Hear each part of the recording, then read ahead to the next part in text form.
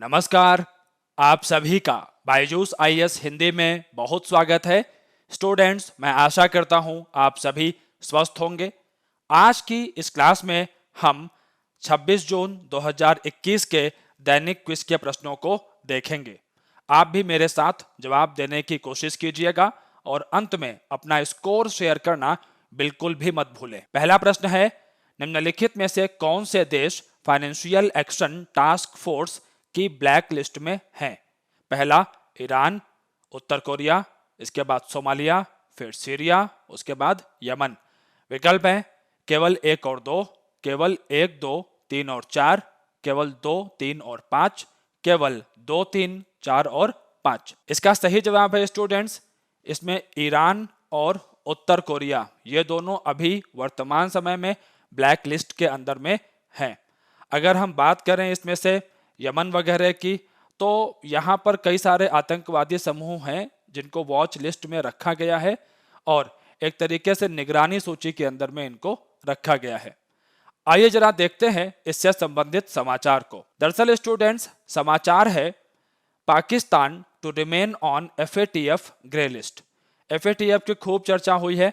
Financial action task force एक ऐसी संस्था जो कि दुनिया के अंदर में मनी लॉन्ड्रिंग और टेरर फंडिंग को रोकने के लिए काम करती है। मनी लॉन्ड्रिंग का मतलब क्या हो गया स्टूडेंट्स? धन शोधन और आतंकी फंडिंग, आप समझ रहे होंगे इसको। FATF साथ में मिलकर के काम करती है संयुक्त राष्ट्र सुरक्षा परिषद के। संयुक्त राष्ट्र सुरक्षा परिषद जिन समूहों को आतंकवादी समूह के रूप में घोषित कर देती है, तो FATF इस बात का ध्यान रखता है कि जिन देशों में यह समूह स्थित हैं वो देश इन समूहों के खिलाफ कारगर कार्यवाही करें।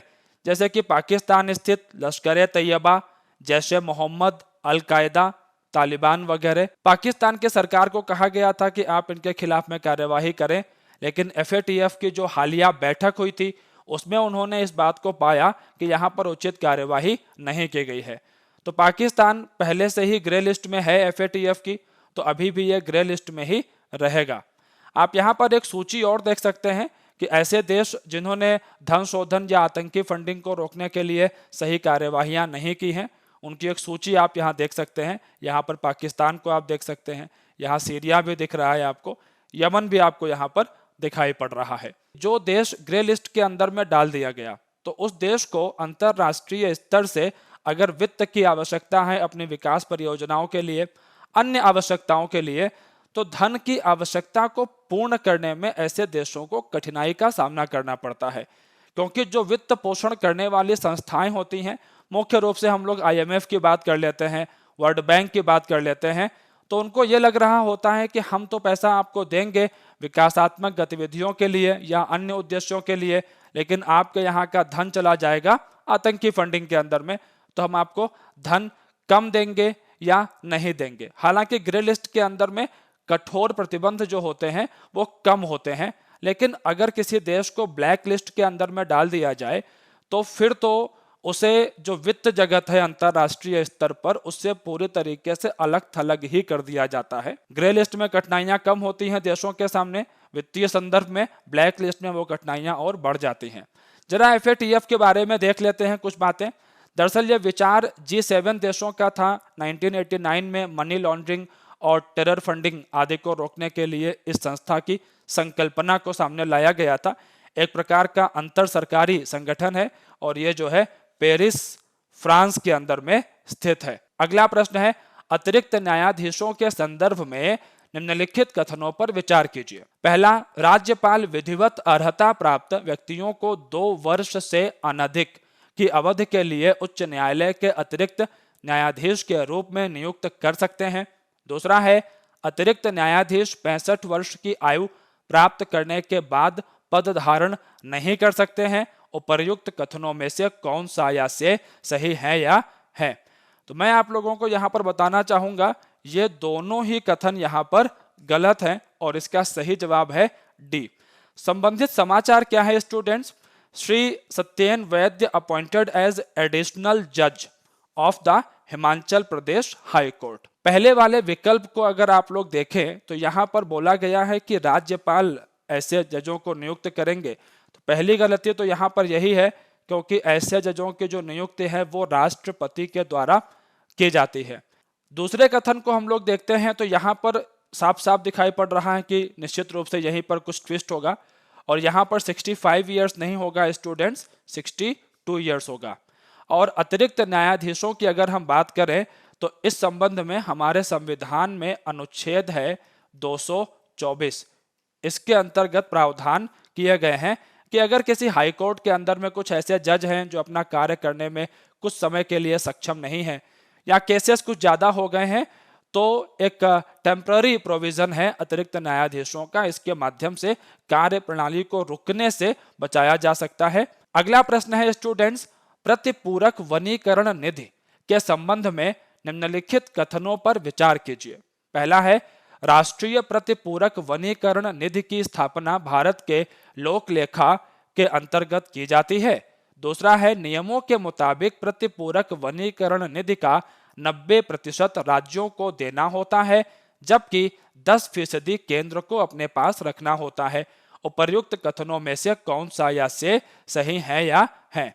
केवल एक, केवल दो, दोनों, कोई नहीं। बात कर लेते हैं पहले कथन की, तो ये निश्चित रूप से सही है क्योंकि ये लोक लेखा से ही संबंधित है। दूसरा वाला कथन भी इसमें सही है और इस लिहाज से इसका सही जवाब हो जाता है सी, दैट इज दोनों करेक्ट हैं।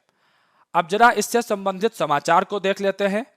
पर्यावरण, वन एवं जलवायु परिवर्तन मंत्रालय की तरफ से सूचना है कि पानी और चारे की उपलब्धता को समृद्ध करने के लिए 10 राज्यों में वन क्षेत्रों के अंदर में लिडार सर्वेक्षण किया गया है और इसकी एक रिपोर्ट जारी की गई है।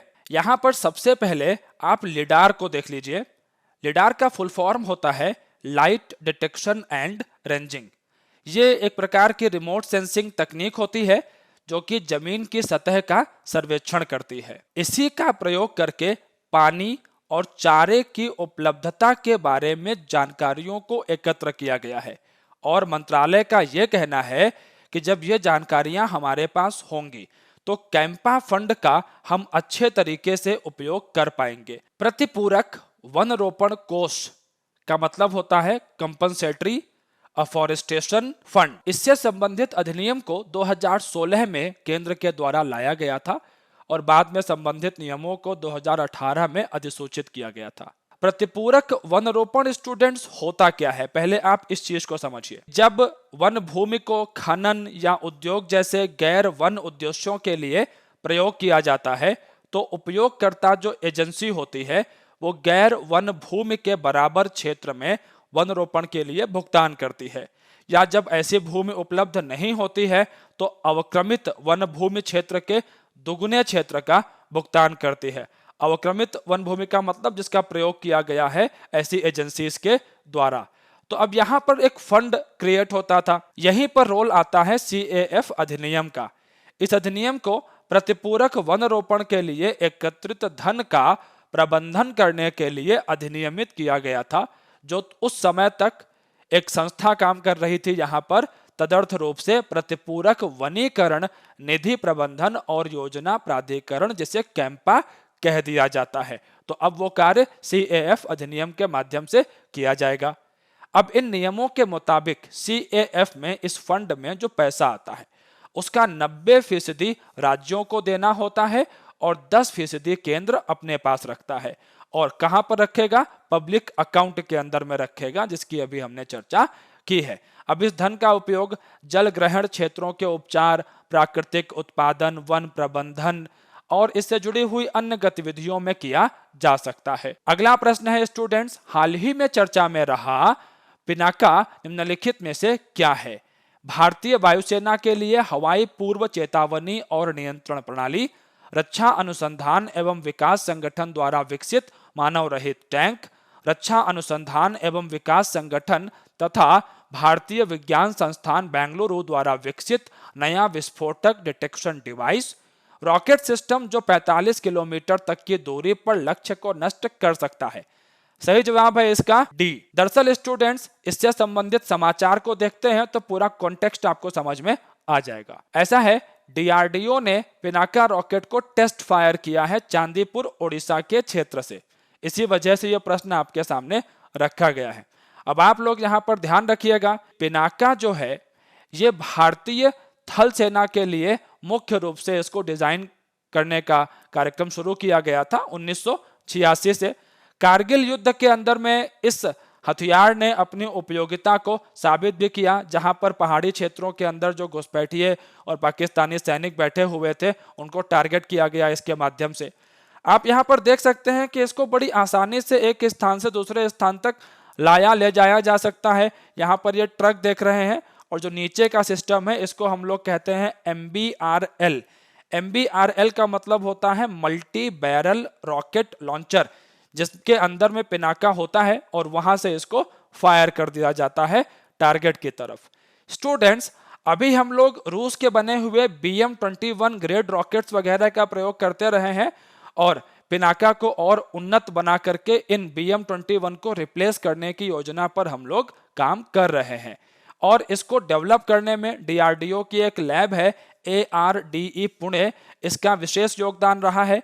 ARDE का मतलब हो गया armament research and development establishment. और भी संस्थाएं हैं लेकिन यह संस्था ज्यादा महत्वपूर्ण रही है DRDO की लैब के रूप में। अगला प्रश्न है सिविल सेवा प्रारंभिक परीक्षा में विगत वर्षों में पूछे गए प्रश्नों के खंड से। आज का प्रश्न 2012 की प्रारंभिक परीक्षा से लिया गया है। संयुक्त राष्ट्र विकास कार्यक्रम के सहयोग से ऑक्सफोर्ड गरीबी एवं मानव विकास पहल द्वारा विकसित बहुआयामी गरीबी सूचकांक में निम्नलिखित में से कौन सा या से सम्मिलित है? पहला, पारिवारिक स्तर पर शिक्षा, स्वास्थ्य, संपत्ति और सेवाओं का अभाव। दूसरा, राष्ट्रीय स्तर पर क्रय शक्ति समता। तीसरा, राष्ट्रीय स्तर पर बजट घाटे की मात्रा और सकल घरेलू उत्पाद की विकास दर।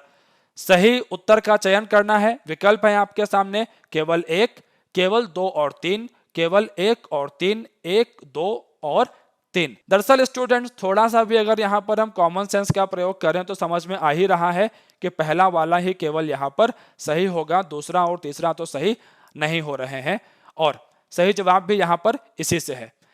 आपके लिए मल्टी डायमेंशनल पॉवर्टी इंडेक्स जो है इसको समझना बहुत आवश्यक है।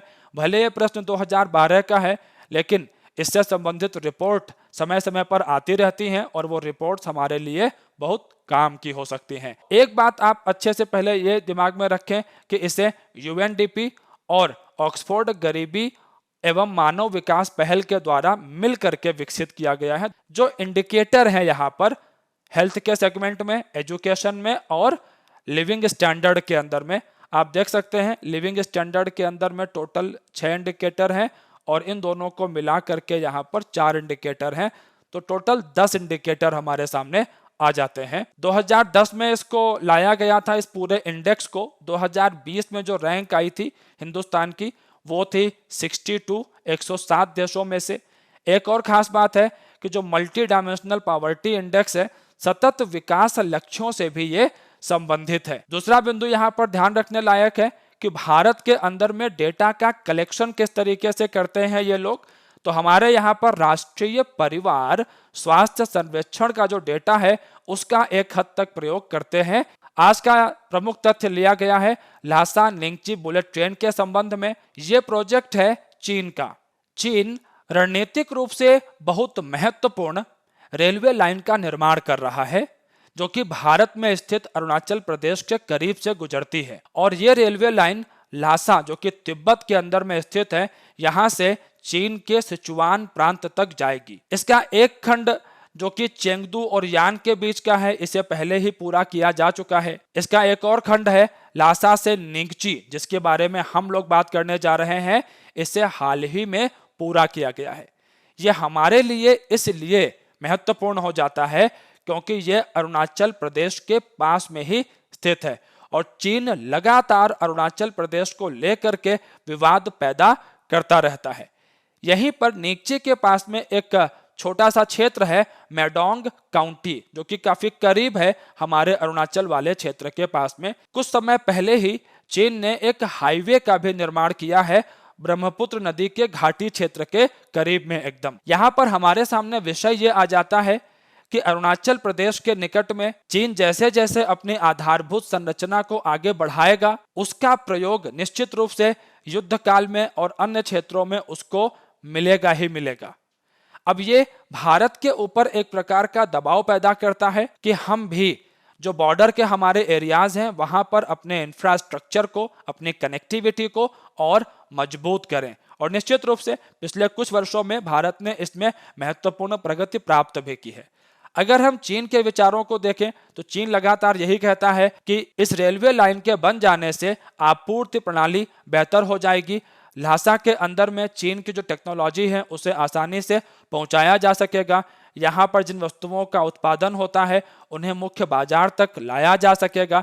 ये सारी बातें वो कहते हैं, लेकिन हम सभी जानते हैं यातायात के साधन जब बहुत बेहतर तरीके से विकसित कर लिए जाते हैं, खास तौर पर सीमावर्ती क्षेत्र के अंदर में किसी भी देश के द्वारा, तो युद्ध काल के अंदर में ऐसे देशों को उसका लाभ मिलता ही है।